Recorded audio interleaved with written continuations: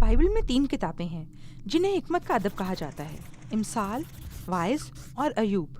پہلی کتاب امثال ہمیں بتاتی ہے کہ خدا حکمت سے معمور اور راست ہے۔ ہاں، ہم نے سیکھا کہ خدا نے دنیا کو ترتیب دیا، لہٰذا یہ پر انصاف جگہ ہے۔ راست باز کو اجر ملتا ہے اور شریر کو سزا۔ آپ جو بوتے ہیں وہ کاٹتے ہیں۔ لیکن پھر ہم واعظ سے ملتے ہیں جو یہ مشاہدہ کرتا ہے کہ لوگوں کو ہمیشہ وہ نہیں ملتا جس کے وہ حقدار ہیں۔ ہاں، وہ کہتا ہے کہ دنیا ہمیشہ پر انصاف جگہ نہیں ہے۔ زندگی کے بارے میں پہلے سے نہیں جانا جا سکتا، وہ دھوئیں کی طرح سمجھ سے باہر ہے۔ اس سے ذہن میں آتا ہے کہ کیا خدا واقعی پر حکمت اور راست ہے؟ جی ہاں، اس سوال کا جواب حکمت کی آخری کتاب ایوب میں تلاش کیا جا سکتا ہے۔ ٹھیک ہے، آئیں دیکھتے ہیں۔ ایوب کی کتاب ایک عجیب کہانی سے شروع ہوتی ہے جو آسمان میں، جسے آسمانی کمانڈ سینٹر کہا جا سکتا ہے، واقع ہوتی ہے۔ وہاں خدا اپنے تخلیق شدہ فرشتوں کے ساتھ موجود ہے جنہیں خدا کے بیٹے کہا گیا ہے۔ وہ سب ادھر اپنی ڈیوٹی کی رپورٹ دینے آئے ہیں۔ اور خدا اس شخص اپنے خادم ایوب کی طرف ان کی توجہ دلاتا ہے کہ وہ کس قدر راست باز اور کامل ہے۔ تب ایک مخلوق فرشتہ اس کے پاس آتا ہے۔ اسے عبرانی میں شیطان کہا جاتا ہے۔ شیطان؟ یہ کون ہے؟ اس نام کا لفظی مطلب ہے الزام لگانے والا۔ سارے عملے میں سے وہ ہے جو خدا کے دنیا کو چلانے سے متعلق سوال اٹھاتا ہے۔ وہ کہتا ہے کہ ایوب حقیقت میں خدا سے محبت نہیں رکھتا، اور یہ کہ وہ صرف اس لیے اچھا ہے کہ خدا اسے اجر دیتا ہے۔ اگر خدا وہ تمام اچھی چیزیں جو اس نے ایوب کو دی ہیں لے لے تو ہم اس کی اصلیت جان سکیں گے۔ تو اس کا کہنا ہے کہ ایوب صرف سسٹم کا حصہ ہے؟ بالکل ٹھیک۔ شاید جو کچھ وہ چاہتا ہے اسے حاصل کرنے کے لیے فرما برداری کر رہا ہے۔ خدا اس تجربے پر رضامند ہو جاتا ہے اور شیطان کو اجازت دیتا ہے کہ ایوب پر تکلیفیں لائے۔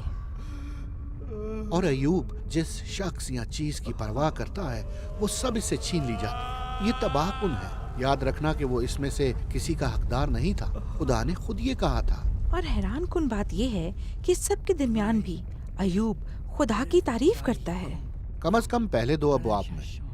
لیکن تیسرے باب میں ہم دیکھتے ہیں کہ اس کے اندر کیا جذبات پل رہے ہیں۔ وہ ایک ایسی نظم لکھتا ہے جو اس کے اندر کی تباہی ظاہر کرتی ہے۔ یہ ایک لمبی لعنت ہے اس دن پر جس دن وہ پیدا ہوا۔ اس کے بعد ایوب کے کچھ دوست اس کے پاس آتے ہیں کہ اس کی مدد کریں، اور وہ سب کچھ ایسا کہہ رہے تھے: ایوب، تم نے کچھ بہت غلط کیا جو تمہارے ساتھ یہ ہوا۔ آخر ہم جانتے ہیں کہ خدا راست باز ہے، اور ہم جانتے ہیں کہ دنیا خدا کی راستی اور انصاف کے ذریعے چلتی ہے، لہٰذا تم نے جو بویا کاٹ رہے ہو۔ اور اگلے 34 ابواب میں ایوب اور اس کے دوست گہری عبرانی شاعری میں بات چیت کرتے ہیں۔ اس کے دوست یہ سوچتے ہیں کہ کیوں خدا نے اس پر یہ عذاب بھیجا، بلکہ انہوں نے فرضی گناہوں کی فہرست بھی بنا ڈالی جو ایوب نے کیے ہوں گے۔ لیکن ہر الزام کے بعد ایوب نے اپنی بے گناہی کا دفاع کیا۔ اور ایوب بے گناہ تھا۔ ہاں وہ تھا، لیکن وہ ایک شدید جذباتی جھولے پر تھا۔ کچھ لمحات پر وہ بڑا پر اعتماد ہے کہ خدا ابھی بھی پر حکمت اور راست ہے۔ اور بھی دوسرے لمحات میں وہ خدا کی بھلائی پر شک میں مبتلا ہے۔ وہ تو خدا پر لاپرواہ، ناانصاف اور بدعنوان ہونے کا الزام بھی لگاتا ہے۔ گفتگو کے اختتام پر ایوب دعویٰ کرتا ہے کہ خدا خود آئے اور ذاتی طور پر اسے بتائے، اور خدا نے ایسا ہی کیا۔ وہ بادلوں کے ایک طوفان کی صورت میں آتا ہے۔ پر خدا ایوب کو براہ راست جواب نہیں دیتا۔ وہ ایوب کو شیطان کے ساتھ گفتگو کے بارے میں نہیں بتاتا۔ ہاں، وہ کچھ مختلف کرتا ہے۔ وہ ایوب کو کائنات کے خیالی دورے پر لے جاتا ہے۔ وہ ایوب کو دکھاتا ہے کہ دنیا کس قدر اعلیٰ ہے۔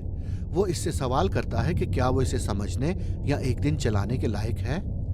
وہ ایوب کو دکھاتا ہے کہ دنیا کس قدر تفصیلی اور پیچیدہ ہے، جن چیزوں کو ہم روز دیکھتے ہیں لیکن در حقیقت انہیں نہیں سمجھتے، لیکن خدا سمجھتا ہے۔ وہ اس سب کو گہرے طور پر جانتا ہے۔ وہ کائنات کی خوبصورتی اور عوامل کو ناقابل تصور انداز میں دکھاتا اور ایسی جگہوں کے بارے میں بات کرتا ہے جو ہم کبھی نہیں دیکھیں گے۔ پھر بات کو نتیجے تک پہنچاتے ہوئے خدا ایوب کو 2 شاندار وحشی جانوروں کے بارے میں بتاتا ہے اور فخر سے ان کی عظمت کا ذکر کرتا ہے۔ ہاں، وہ بہت خطرناک ہے۔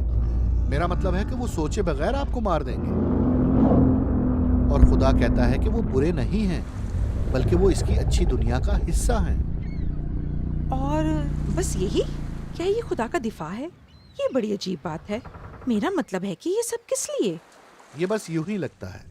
ایوب کے نقطہ نظر سے یوں لگتا ہے کہ خدا راست نہیں ہے، لیکن خدا کا نقطہ نظر لامحدود طور پر بڑا ہے۔ وہ جب فیصلے کرتا ہے تو وہ تمام کائنات کی پیچیدگی کو بھی متحرک طور پر سنبھالتا ہے، اور یہ ہے جسے خدا اپنی حکمت کہتا ہے۔